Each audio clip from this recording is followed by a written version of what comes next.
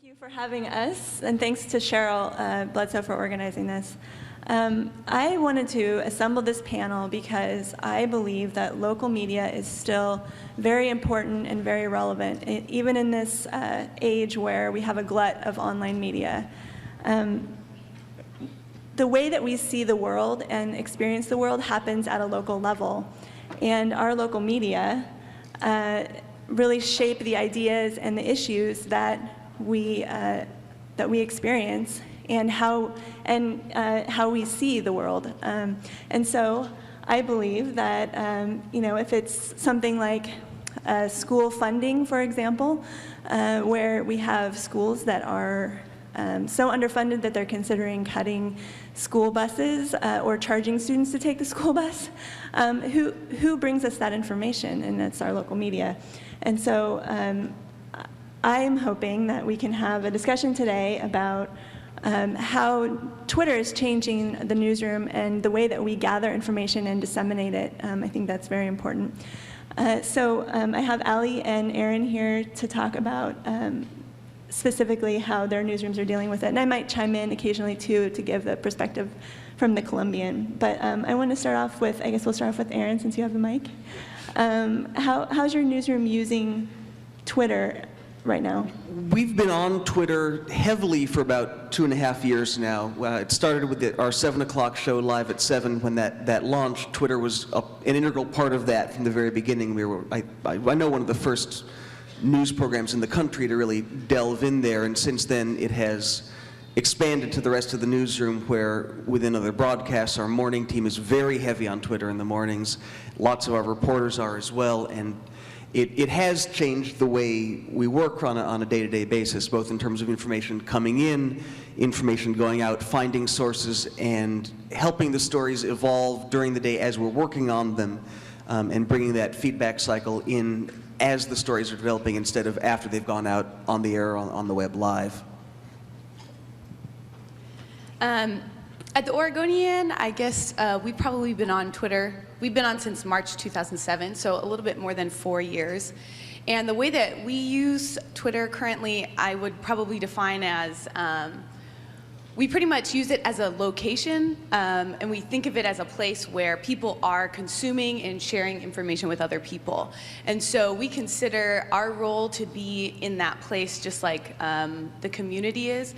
And so we look at it as we're there to share information in that place where people are consuming it, and to provide people with information, but also there to listen. So at this point we have about 140, a little bit more than 140 of our newsroom staff on Twitter, and we have about 30 accounts that are topical, so things that are specific to like politics or the environment or entertainment.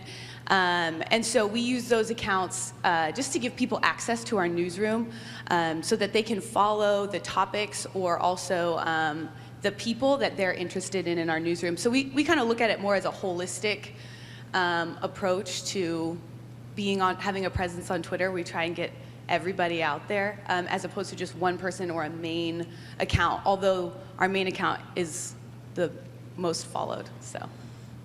And I know at the Columbian we have been on Twitter for a couple of years, but have mostly used it as almost like an RSS feed, pushing links out from to our stories. But that has changed really recently, in that we've hired a full-time person who is our social media coordinator, who is managing our online community and also our social media channels. And so we're much more interactive than we used to be. And we've also started a training program for reporters in our newsroom to learn how to use Twitter as a tool for reporting. And that's, several of them have already adopted it on their own. And as our social media coordinator has said, Matt Wostrodowski, I see him sitting back there, he said that it warms his heart to see reporters using Twitter, and his saying is that whenever a reporter signs up for Twitter, it's an angel has gotten its wings. But another thing that we've noticed in our newsroom is that we view competition a little bit differently. And I was wondering if Twitter has changed the way that you've than your competitive approach. I think it certainly lowered a lot of those barriers that used to exist, certainly between, I think before there was this mindset that you couldn't even acknowledge that there was competition out there, or that there were people who worked for other news organizations, and now you will in fact, obviously retweet a good story regardless of where it comes from, and engage other reporters as you're working on stories.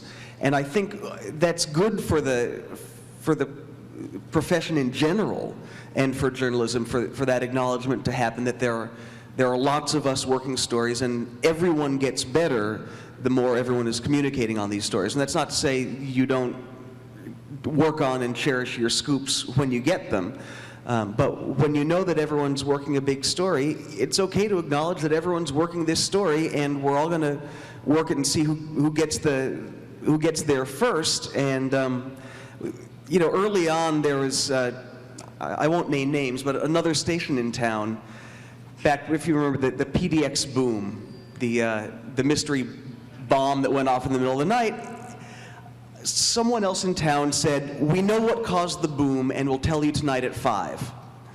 And we immediately tweeted back, "We don't know yet what caused the boom, but as soon as we know, we'll let you know on Twitter." And we did, of course, as soon as we found out, about 10 minutes after that. And that, I think, was a light bulb moment that went off in a lot of newsrooms, that Twitter is not a promotional platform. And since that has happened, I think most reporters in town have gotten that religion, that it's not about pushing ahead to the next newscast, it's about getting information out there right now. For us, I think, I would agree. I think Twitter is a tool that innately fosters collaboration. So I think in the media, we've seen ourselves collaborating more with other news outlets, and it's also given us more access to people who are out there, citizen journalists, or people who are covering particular topics with their blogs. It's given us more access to collaborate with them. But also, I think, in some ways, it has increased our competitiveness. In print media, we typically had a couple deadlines a day. And so we weren't looking at a 24-hour news cycle necessarily. And we also weren't necessarily having to compete with people who were offering still a news product, but a different news product, like TV, for example. They were offering, video, and we were offering print. And I think that one thing that Twitter has done in terms of increasing competition is it's made us have more competitors out there, and also more hours that we have to be competitive. If something happens at 8 in the morning, we're not really worried about a 3 o'clock press deadline any longer, or like a 11 p.m. press deadline. We're trying to get that information out there as quickly as possible. And I think that that's a great service to the community, that sense of competition, as well as that ability to collaborate, and the access that we have to other media outlets because we're all on Twitter. So in some ways, I think it's made us less competitive, and in some ways, it's made us more. But I think in both cases, it's made it, it's been a positive thing. Yeah, and I remember Erin saying that before, I've heard you say, that when you learn something, you put it out there right away. And you don't necessarily hold it. You use it as a breaking news tool, and that's definitely changed. Yeah, so Al, you kind of touched on something that has been a challenge for our newsroom, which is, what do you do with your Twitter channel at midnight or on the weekends? And I'm hoping that you can talk a little bit more about the challenges that your newsroom has faced with Twitter. Yeah, I guess I'll have to let you all in on our secrets of how we run our Twitter accounts. It's not a huge secret. We have an RSS feed that feeds it very minimally. It's one that we've in some ways manipulated so that it only puts out very select stories. Within 24 hours, probably, 8 at the most. And then the rest of it is a more personable or interactive person that's tweeting. But in terms of challenges, I think one thing it's been challenging how do we manage these accounts all the time, particularly our one that we use for breaking news. But I think that's just part of moving into this new era of news, where there are so many things you can give an audience. You know, you can give them video, you can give them photos, you can give them, you know, tweets, you can give them questions, you can take polls, you can do all kinds of stuff now, and you can do it all the time, and people want it all the time. So there's sort of a bigger question there of, you know, how do we manage everything that we want to be delivering to people, and how do we choose what's best? Other, I think, challenges that Twitter has really brought to our newsroom is in terms of needing to be able to verify things. It can sometimes be more difficult. I think a good example of this was the Almsville tornado that happened a few months ago, and there was a picture circulating. And these are times when Twitter's great, because we can find people who are in the area who are tweeting about what's going on. We can find people who are tweeting pictures. But within those people, there's also people who sometimes will tweet something like, here's a picture of the actual tornado. And it was a very magnificent picture of a tornado over a pretty generic looking field. And we didn't end up using it because we could never really track down where it came from. We could never find a person who would say, this was my photo. But it was being very widely circulated, so we're all stressed out about why we don't have the picture and everybody else seemingly does. And we can't verify that. And it worked out to our advantage because the photo was fake, and it wasn't in Almsville. And I don't know if we actually even verified if it was a real tornado in the photo. But in situations like those, it can be very tempting because you're in a breaking news situation, you're stressed, you're trying to get a photo because we want to have a photo. But, and so in those situations, that offers us some challenges. But I think, you know, we kind of tend to stay with our same rules of verifying, you know, where do we get this information from, and can we track it to a person? And I think another challenge also that Twitter presents is, for a lot of our reporters, this is the first time that they've had to really be out there as a personality. And one thing that we want to use Twitter for is engaging with people. You know, we really want to be engaging with our audience, and it's given us a great opportunity to do that.